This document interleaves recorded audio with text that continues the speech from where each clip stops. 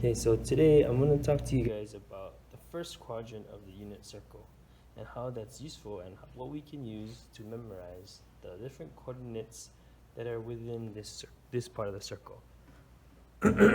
Once you can memorize the first quadrant of the circle, all of the other quadrants are based off of what these coordinates are. But all you have to do is just change the positive or negative or switch the different signs. So before we begin, I wanted to point out something that in every quadrant there's basically only 3 different fractions that you have to remember. Now based on those, that's when you have to determine if it's not negative or positive and in which order. Okay, so these are the 3 coordinates that we have to remember and understand. Okay, it's going to be radical 3 over 2, and then there's 1/2, and there's radical 2 over 2. Now you notice how they all have a denominator of 2.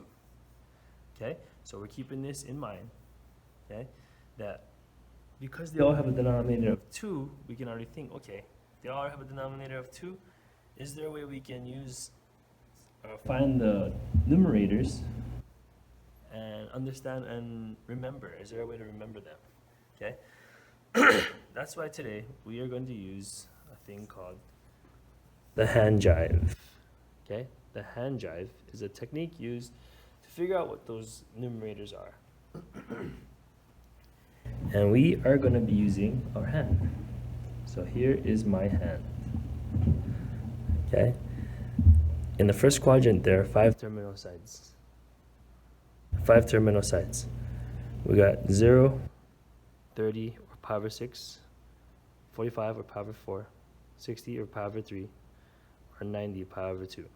Okay, now 0 and 90, they're the easy ones. That's the 1, 0 and 0, 1. Okay, but it's these middle ones that we have a hard time with. So first off, let's start with power 6 or 30. So what we're going to do is we're going to take this terminal side, put it down. What we have left is this top part. There's 3 fingers here. This bottom part, there's 1 finger. Now if you remember, all the denominators are 2, so that means this is going to be radical 3 over 2, and this is going to be 1 over 2. This is saying that this top part is going to be our x, this bottom part is going to be our y. So here we have radical 3 over 2, this part, and this is going to be 1 over 2, our y. Okay, that's for 30. If we put down our 45 and power 4 finger,